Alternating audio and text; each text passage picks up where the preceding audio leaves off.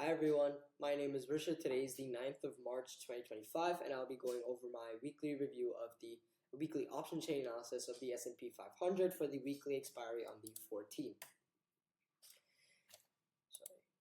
The max OI for CE and PE is down, that's negative.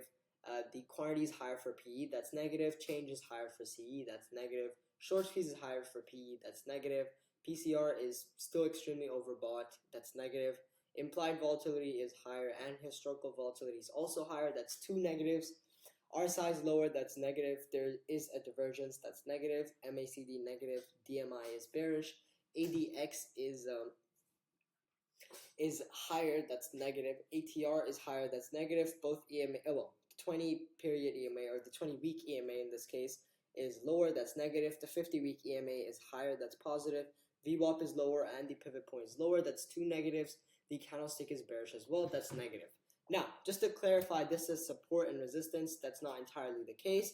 A number of different types of positions can allow for this to happen, where people expect Tesla SPX to be over 5,800 but below 5,750. So that's really what this symbolizes. And the prediction overall from the option chain this week is that the S&P 500 goes down.